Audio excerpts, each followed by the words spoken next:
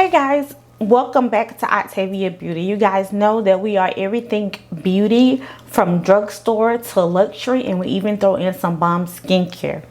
But today on this particular video, I'm going to talk about what's been going on at my job. You guys know that I am on a travel assignment. It is a COVID-19 assignment. I am taking care of COVID-19 patients.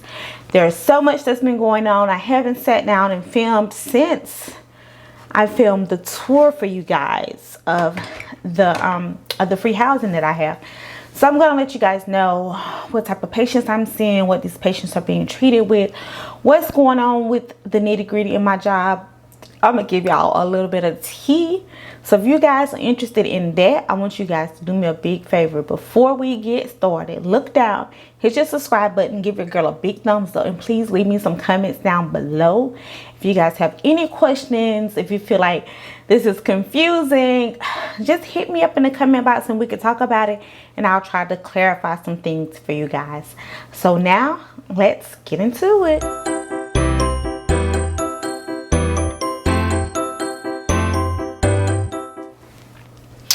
Okay, you guys know that I took a travel assignment. It is a COVID-19 travel assignment. I am taking care of COVID patients. So I'm going to let you guys know what happened. Just get comfortable, get you something to drink. Let's just have a chit chat. This is very informal. I just want to sit down and just talk to you guys because I haven't updated you guys and it's been so long. At this point, I do have 4 more weeks of this contract to go, and I'm not going to be re-signing. I signed an 8-week contract. I am halfway through it.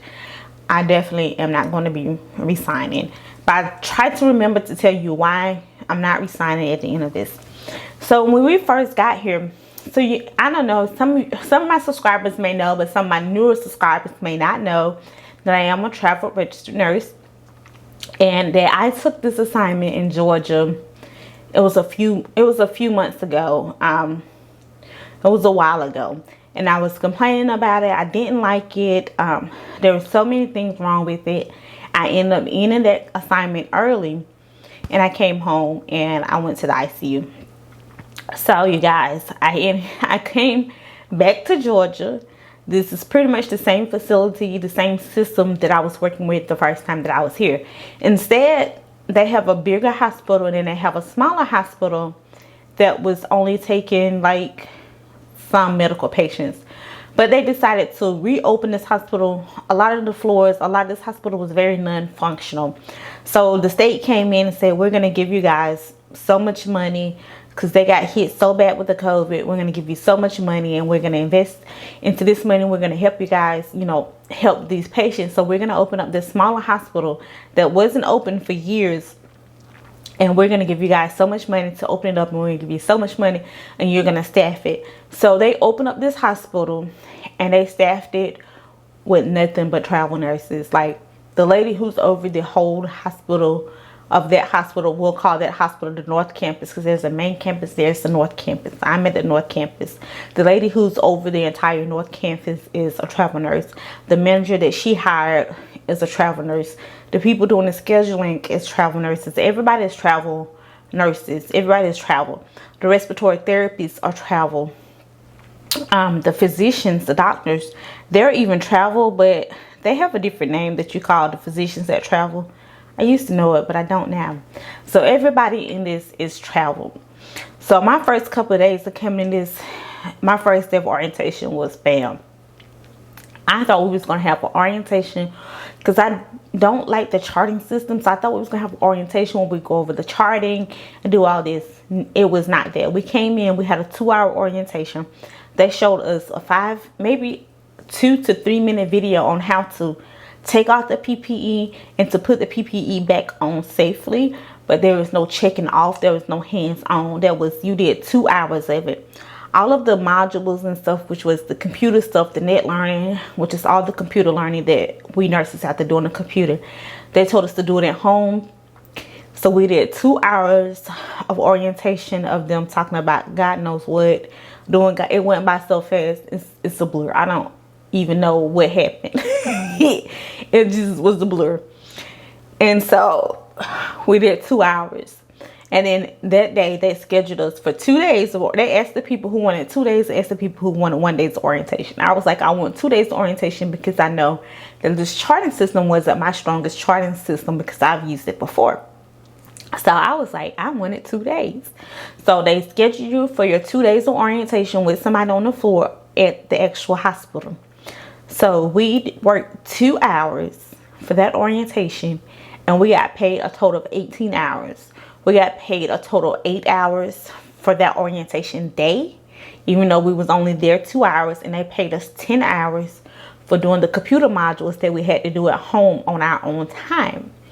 But however, I didn't do my computer modules at home on my own time because I was like, I know they're going to give us, they had sent me an email, but I was like, I know they're going to give me time in orientation. I'll get it done then. I didn't know they was doing it. And that day they had 2 more orientations after me, and we was in there like 40, maybe 30 to 40 people wall to wall in that orientation class. So it was a lot of us.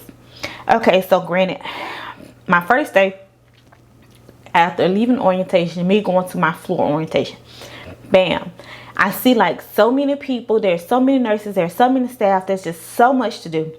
So I walk up to the nurses station. I say, hey, my name is Octavia. I am here for orientation. Oh, good, Octavia. Thank you for letting us know that you were here because we didn't know you was coming. Everything was so unorganized. They had travelers who just had charge experience or who said they had charge experience, and they put them in charge. And it was just so chaotic and just so unorganized. And I just hate unorganization. And so they put me with this other lady. Mind you, I was supposed to get 2 days.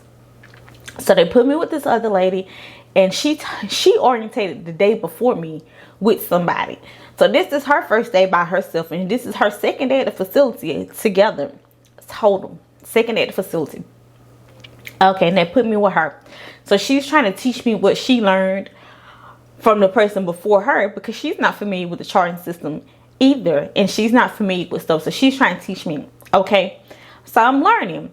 So they got the night shift charge nurse going around. She's like, okay, well, you know, are you going to be okay by yourself tomorrow? I said, I'm supposed to be on orientation tomorrow. I'm supposed to be 2 days orientation.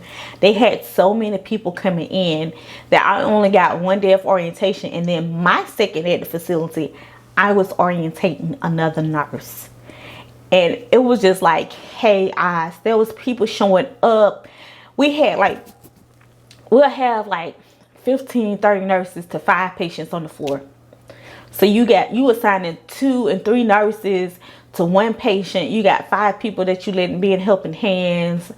It was just complete chaos. Those first couple of weeks was complete chaos. And it was, I'm not gonna lie, it was easy money. Because it was mostly like, okay, if you had 1 patient, then you was working with somebody else. So y'all just split up the work. Or if you didn't have a patient and you was a helping hand, then you would go around and help the other nurses who didn't need no help, because it was multiple nurses to 1 patient. So basically, you just sitting on your behind, not doing it. It's the easiest money I ever made. Those first few weeks was completely chaotic. Now, I can't tell you guys everything that has happened, because this would make this video too long.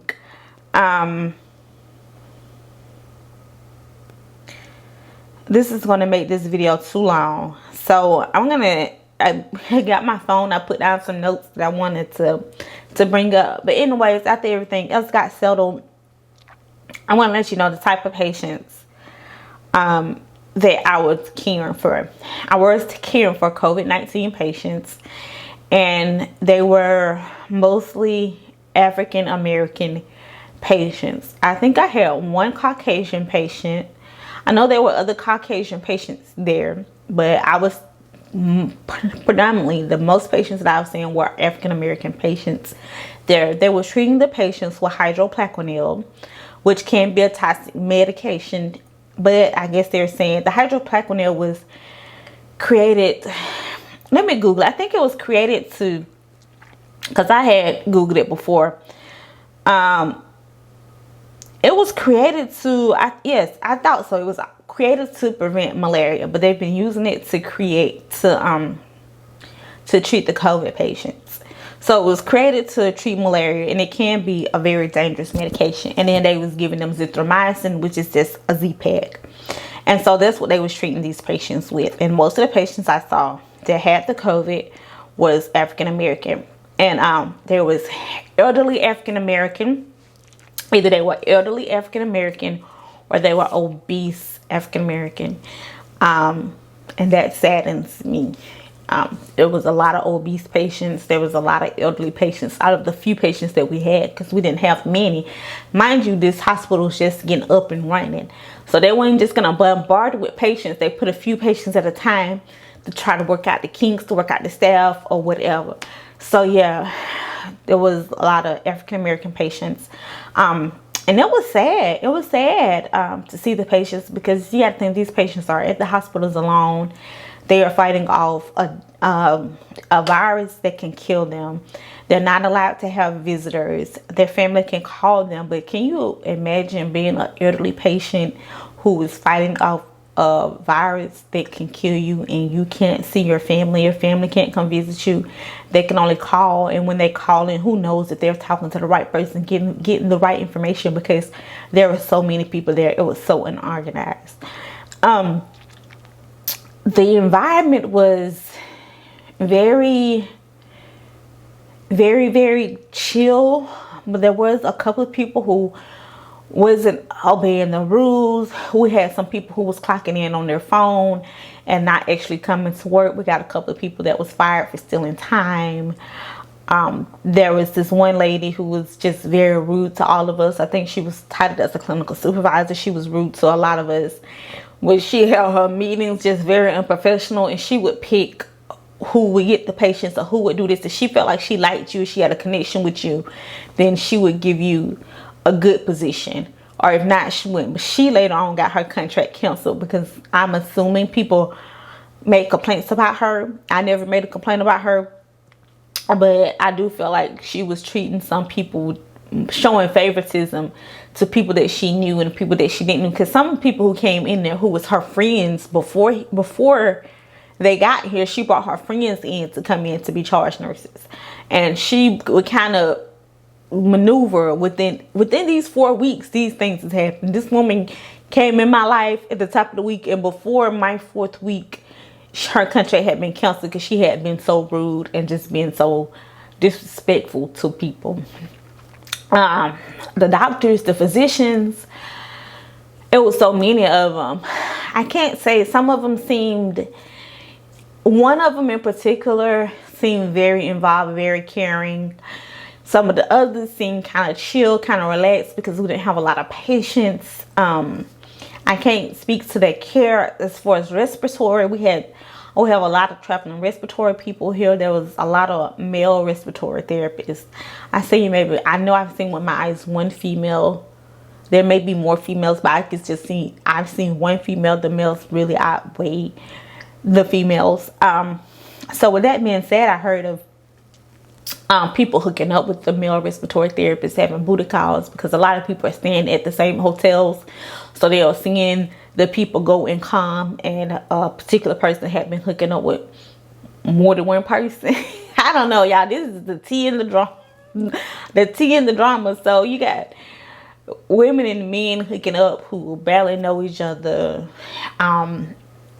It's crazy here with the COVID. So how are the patients? I felt like was treated fairly. You do have some really good nurses who took care of their patients. Me, myself, I met some more people that I really connected with. I met like two other girls that were married. I met another girl who I think she has 5 kids, but she's not married. I met a couple of other people who were good nurses that we kind of got along well, and I talked to them. I have their phone number. I text them. They treated me nice. With everybody being travel nurses, you really don't have to worry about people being mean to you and stuff like that, because we're all in this together. We're all learning at the same time. This was new to all of us. So that's pretty much what's been going on at work. I'm trying to think if there's anything else that I could tell you guys. It's just been really chaotic here. And I've been having personal stuff that's been going on back home, which is the main reason why I haven't been filming isn't the job, but it's been the personal stuff. I could tell you guys some of the sadder things that has been happening Because at the hospital they rented out the mortuary to like a funeral home, because like, or the whatever you call it, they rented it out before because they wasn't using this building, so they rented it out to a funeral home. And so now they don't own that space anymore because someone's paying rent for it. So they have like a refrigerated unit out back where they take the bodies to. When you're there on the, you hear stories of these are just rumors, this is not stuff that I've witnessed myself, of doctors telling the respiratory to intubate, respiratory telling the doctors they're not going to intubate, people not wanting to intubate patients because they're afraid of catching the COVID. You're hearing stories of nurses being in rooms by themselves doing chest compressions, and it's taking everybody so long to gown up and to get the PPE on to come in and help them. You're hearing that, you know, people are, they're not coding patients when they die. I've seen a couple of people, I've seen a few bodies roll out, but I can't say if they were DNRs, but if they're not coding people.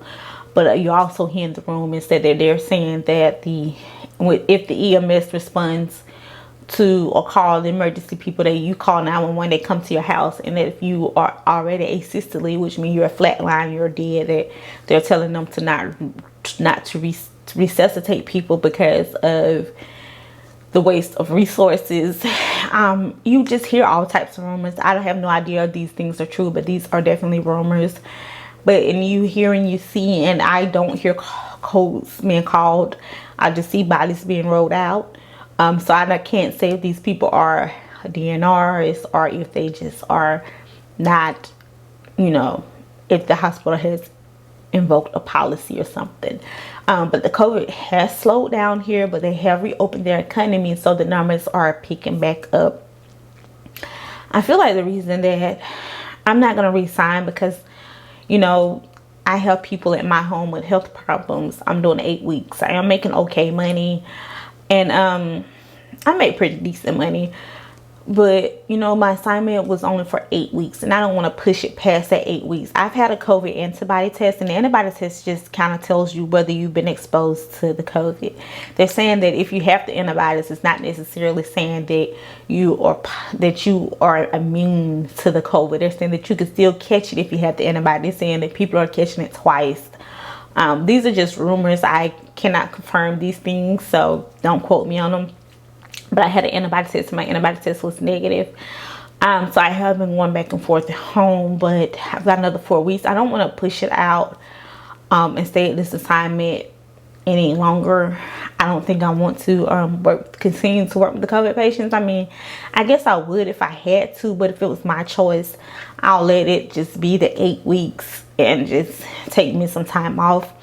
And I don't like the unorganization of the hospital, how everything is so unorganized, and with the staff and this person being hired and that person is still being hired or whatever.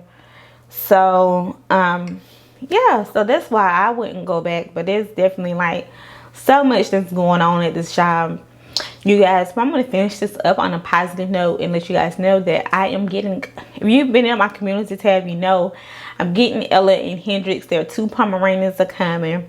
I created them on Instagram, and it's called Ellaandhendrix, all lowercase, no space. And I've been uploading pictures that the breeder has been sending me. She's been sending me pictures pretty frequently of them growing, and I've been posting their pictures on there. But yeah, there's definitely going to be a place where I can post stuff about them. And I do plan on filming the process of me picking them up and me bringing them home and all that jazz, and doing a puppy haul, because I bought them like a lot of stuff, getting preparation for them. So I do plan on filming all of that stuff when I go home. So hopefully, you know, it won't be too much longer. But you guys make sure that you check out Ellaandhendrix Instagram. And then my new Instagram, I changed the name of my Instagram when I changed the channel name to Octavia. It's Octavia_beauty_. So that's my new Instagram. And then Ellaandhendrix has an Instagram. And yes, I just wanted to come to you guys and update you guys and just let you know like what's going on, with me. Like But if you guys like this makeup look, I did film this tutorial, but I know for a fact that this video is going to be up first. But you know, I miss you guys, and I am going to try to do better. All right, I'm gonna talk to you guys later.